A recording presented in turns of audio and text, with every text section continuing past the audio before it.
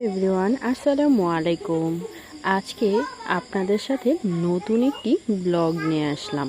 সেটা হচ্ছে আমাদের গ্রামের একটি ভূতুরে বাড়ি বলা চলে। এটা ছিল একটা জমিদার বাড়ি। আজকে আমরা হচ্ছে নবাবগঞ্জ দোহার যে সাইডটা, সেখানেই আমরা নবাবগঞ্জের সাইডের তো নবাবগঞ্জ বান্দুরা ওই সাইডে এই ভূতেরও এই বাড়িটি অনেক বছর হয়ে গেছে, প্রায় 100-150 বছর হয়ে গেছে এই বাড়িটির বয়স।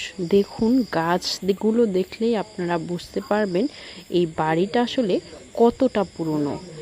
এই বাড়িটার উপরে যেই পরিমাণ গাছ টাছ লতা জড় শিকড় দিয়ে পুরো বাড়িটা ঘিরে রেখেছে। দেখুন যে একটা বাড়ির উপর কি পরিমাণ পুরাতন হলে বা এত বট গাছের মতো এত বড় একটা গাছ হয়ে যেতে পারে।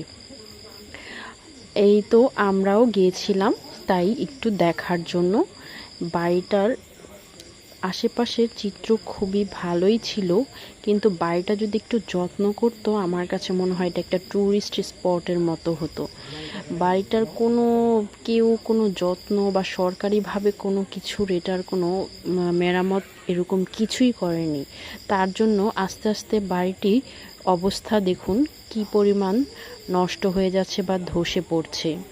আস্তে আস্তে বাড়িটি হয়তো নিস্তেজ হয়ে যাবে। আমাদের দেশের পুরাতন জিনিসগুলো যদি একটু সরকাররা চেষ্টা করতো সুন্দর করে রাখার, তাহলে কিন্তু অনেক মানুষই আমাদের পুরাতন জিনিসপত্র পুরাতন বাড়ি ঘর এসব ঐতিহ্য ধরে রাখলে মানুষও দেখার আগ্রহ করত, সুন্দর লাগতো।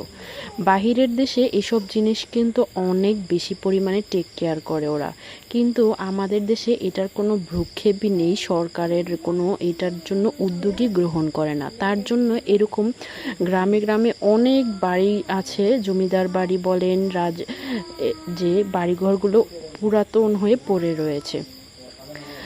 আপনাদের সাথে একটু ভালো লাগলো তাই শেয়ার করলাম। আমার ব্লগটি যদি ভালো লেগে থাকে তাহলে please like comment and share করবেন। আর আমার পেজে যদি এখনও আপনি ফলো না দিয়ে থাকেন ফলো করে পাশে থাকবেন। আর যারা করেছেন তাদের জন্য অনেক অনেক থ্যাংক ইউ।